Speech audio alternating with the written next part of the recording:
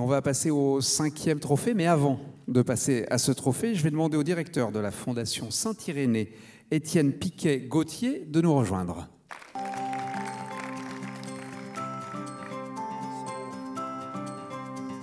La Fondation Saint-Irénée est une jeune fondation qui, depuis 2010, a soutenu à peu près 400 projets pour un montant de 13 millions d'euros.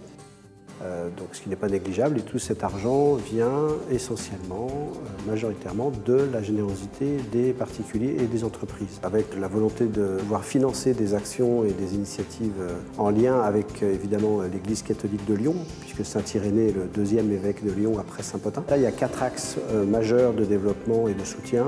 C'est l'éducation, la culture, la communication et la solidarité.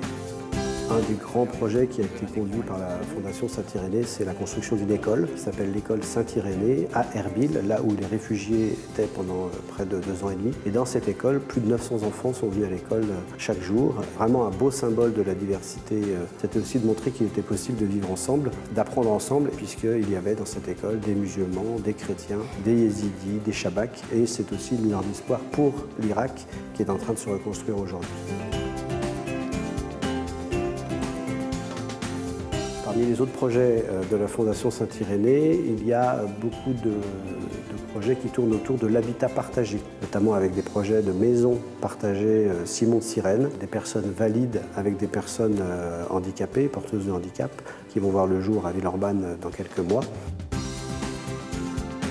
Alors, le patronage Saint-Jean 23 est une structure chrétienne, catholique, c'est-à-dire que nous sommes ouverts à tous, nous accueillons tous les enfants, quelle que soit leur origine, leur diversité, leur religion, mais nous avons pour tous une proposition spirituelle, qui peut passer par des temps de prière ou du catéchisme, mais ça reste une proposition. Donc certains enfants choisissent librement de participer à ces temps de prière ou à ces temps de catéchisme, et puis d'autres enfants choisissent de ne pas y participer. Nous véhiculons les valeurs du christianisme aussi à travers toutes les activités, les plus classiques, disons, à travers les jeux, à travers les activités manuelles, à travers le sport, la musique. Nous essayons de vivre toutes ces activités aussi dans un esprit chrétien, d'ouverture aux autres, de respect les uns des autres, de l'amour du prochain.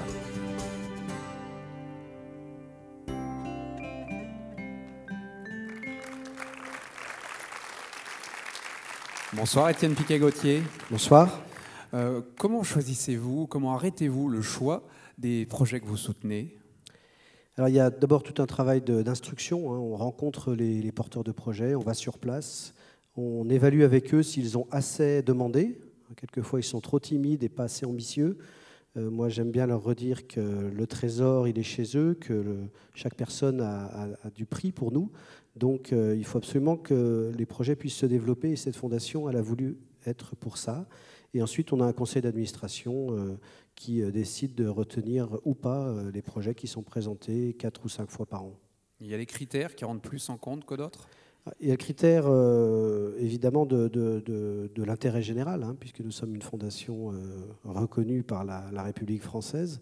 Il y a le critère d'être le plus universel possible. Alors, universel, ça veut dire catholique, ça veut dire diversité, ça veut dire fraternité.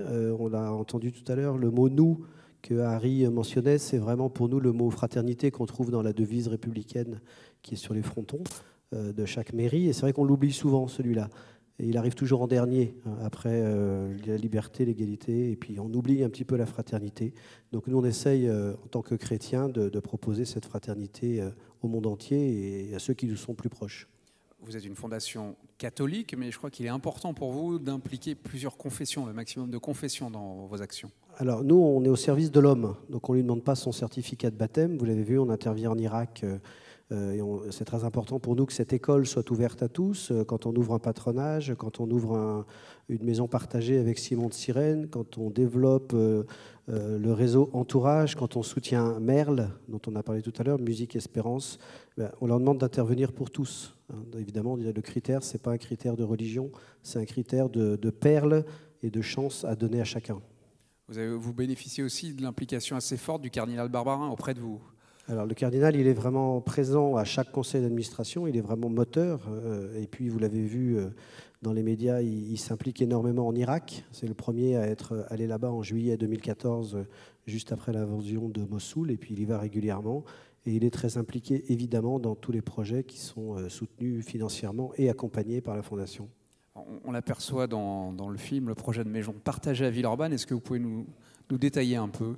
Alors, c'est une maison qui va voir le jour dans les prochains mois, puisque le permis de construire a été donné il y a quelques heures, donc vous l'avez en scoop, sur un site où il y avait l'église Notre-Dame de l'Espérance. Donc, on transforme une église qui n'a plus d'utilité en un centre qui va accueillir une école, et au-dessus de cette école, 2 maisonnées avec l'association Simon de Sirène, qui a fait le choix d'accueillir à la fois des personnes valides et des personnes non valides.